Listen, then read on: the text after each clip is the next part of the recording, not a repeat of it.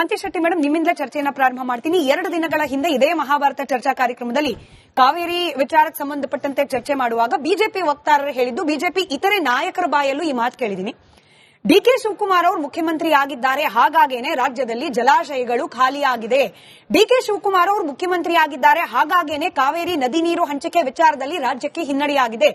Problem is DK Shivakumar ಅನ್ನೋ ರೀತಿಯಲ್ಲಿ ಮಾತನಾಡಿದ್ರು. ಇವತ್ತೇನಾಗಿದೆ, ಕಬಿನಿ ಜಲಾಶಯ ಭರ್ತಿಯಾಗಿದೆ. ನೀರನ್ನ ಅನಿವಾರ್ಯವಾಗಿ ತಮಿಳುನಾಡು ಕೇಳ್ತೋ ಬಿಡ್ತೋ ಬಿಡ್ಲೇಬೇಕಾದ ಪರಿಸ್ಥಿತಿಯಲ್ಲಿ ಕರ್ನಾಟಕ ಇದೆ. ಈಗೇನ್ ಹೇಳ್ತೀರಿ?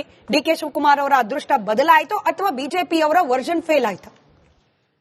ಈ ತರ ನೆರೆ ಬಂದಿರೋದು ಇದು ಮೊದಲ, ಈ ತರ ಜಾಸ್ತಿ ಮಳೆ ಬಂದಿರೋದು ಇದು ಇವತ್ತು ಬಂದಿದೆ. ಓಕೆ, ಕಳೆದ ಬಾರಿ ಕೂಡ ಕೊಡಗಲ್ಲಿ ಸಿಕ್ಕಾಪಟ್ಟೆ ನೆರೆ ಬಂದಿತ್ತಲ್ಲ, ನಾವೆಲ್ಲಾದ್ರೂ ಹಿಡಿದಿಟ್ಕೊಂಡು ಆ ನೀರನ್ನೇ ಇಲ್ಲ.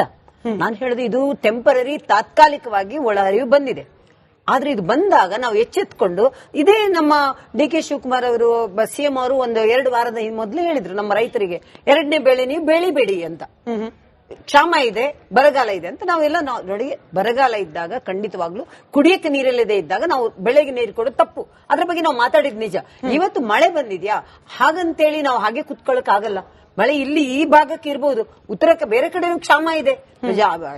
ನಾವು ಹೇಳುದು ಮಾನ್ಯ ಡಿ ಕೆ ಶಿವಕುಮಾರ್ ಅವರು ನಾವು ಒಂದೇ ಒಂದು ನಾವು ಹೇಳಿದ್ದು, ಇಂಥ ಒಂದು ಪರಿಸ್ಥಿತಿಯಲ್ಲಿ 57-58 ದಿನ ಆಗ್ತಾ ಇದೆ ಅವರು ಅಧಿಕಾರ ತಗೊಂಡ್ಬಿಟ್ಟು, ನಾಳೆ 2 ದಿನಕ್ಕೆ ಇನ್ನು 1 ತಿಂಗಳು ಆಗ್ತಾ ಇದೆ. ಇದುವರೆಗೂ ಒಂದು ಅವರ ಸಚಿವ ಸಂಪುಟದಲ್ಲಿ ಇದು ಆಡಳಿತಾತ್ಮಕ, ಇದು ಏನದು ಹಸ್ತಾಂತರ ಆಡಳಿತ ಅಷ್ಟೇ ಬಿಟ್ರೆ ಹೊಸದಾಗಿ ಏನ್ ಮಾಡಿರೋದಲ್ಲ.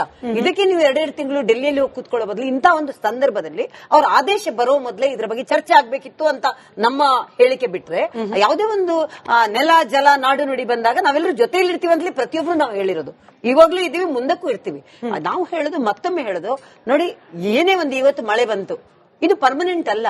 ಮಳೆ ಅನ್ನೋದು ಪ್ರಕೃತಿ ಅನ್ನೋದು ಯಾವಾಗ್ಲೂ ಇರುತ್ತಂತ ಹೇಳಕ್ಕಾಗಲ್ಲ. ಬಂದ್ರೆ ಸಂತೋಷ, ಎಕ್ಸ್ಟ್ರಾ ಏನಿದೆ ಅದು ನಾವು ತಕರಾರಿಲ್ಲ. ಆದ್ರೆ ಇಲ್ಲಿಯ ಕುಡಿಯುವ ನೀರಿನ ತೊಂದರೆಗಳಿರುವಾಗ ಆದೇಶ ಬರೋ ಮೊದಲು ಈ ಸಿಎಂ ಅವರಿಗೆ ಗೊತ್ತಿತ್ತು ಕ್ಷಾಮ ಇದೆ, ಬರಗಾಲ ಇದೆ ಅಂತ ಗೊತ್ತಿದ್ರು ಕೂಡ ಅವ್ರು ಏನು ಆಕ್ಷನ್ ತಗೊಂಡಿಲ್ಲ, ಅಥವಾ ಅವರು ಏನಾದ್ರೂ ಅದ್ರ ಬಗ್ಗೆ ಚರ್ಚೆ ಮಾಡಿಲ್ಲ, ಅಥವಾ ತಹಶೀಲ್ದಾರ್ ಹತ್ರ ಅಥವಾ ಮಂಡ್ಯ ಭಾಗದ ಏನು ಕಾವೇರಿ ಕುಳದ ರೈತರ ಹತ್ರ ಏನು ಡಿಸ್ಕಷನ್ ಮಾಡಿಲ್ಲ. ನಾನು ಹೇಳ್ತಿರೋದು ಅವು ಬೇರೆ. ನೋಡಿ, ರಾಮಲಿಂಗಾರೆಡ್ಡಿ ಅವರಾದ್ರೆ ಹೊಸೊಬ್ರು, ಈಗ ಅವರಿಗೆ ಅಷ್ಟೊಂದು ಈ ಖಾತೆ ತಗೊಳ್ಳುವ ಅಂತ ಒಂದು ಉತ್ಸಾಹ ಇರಲಿಲ್ಲ. ಡಿ ಕೆ ಶಿವಕುಮಾರ್ ಅವರು ಆ ಖಾತೆಯನ್ನು ನಿರ್ವಹಿಸಿರುವವರು. ಅವರು ಇದಕ್ಕಿಂತ ಮೊದಲೇ ಅದರ ಬಗ್ಗೆ ಯೋಚನೆ ಮಾಡಿ ಅದೇನ್ ಮಾಡ್ಬೇಕಂತ ಅವ್ರಿಗೆ ಗೊತ್ತಿರುವಂತದ್ದು. ಅಂತವರು ಏನು ಮಾಡಿಲ್ಲ, ಡೈಲಿಯಲ್ಲಿ ಕುತ್ಕೊಂಡು ಇದ್ರ ಬಗ್ಗೆ ಮಾತಾಡಿದ್ರಿಂದ ಆ ಟೈಮಲ್ಲಿ ನಾವು ಮಾತಾಡಿದ್ ನಿಜ. ಇವತ್ತು ಮಳೆ ಬಂದಿದೆ. ಈ ಮಳೆ ರೈತರ ಏನಿದು ನೋಡಿ, ತಮಿಳುನಾಡಲ್ಲಿ 3ನೇ ಬೆಳೆಗೆ ಅವರು ನೀರ್ ಕೇಳ್ತಾ ಇರೋದು. ಇಲ್ಲಿರುವ ರೈತರಿಗೆ ನೀರಿಲ್ಲ, ಇಲ್ಲಿರುವ ರೈತರು 2ನೇ ಬೆಳೆ ಆದ್ರೂ ಬೆಳಿಬೇಕಲ್ವಾ? ಅದ್ರ ಬಗ್ಗೆ ನೀವು ಯೋಚನೆ ಮಾಡ್ಬೇಕಲ್ಲ. ಹೌದು, ಈಗ ತುಂಬಿ ಹರಿತಾ ಇದೆ, ಓಕೆ. ಆ ತುಂಬಿ ಹರಿದಾಗ ನಾವು ಮತ್ತೆ ಶೇಖರಣೆ ಮಾಡಕ್ಕೆ ಏನಾದ್ರೂ ಬೇರೆ ವ್ಯವಸ್ಥೆ ಇದೆಯಾ, ಪರ್ಯಾಯ ವ್ಯವಸ್ಥೆ ಏನಾದ್ರೂ ಇದೆಯಾ? ಮೊದ್ಲಿನ ನಾವು ಅದನ್ನೇ ಇಟ್ಕೊಂಡು ನಾವು ಮಾತಾಡೋದಲ್ಲ.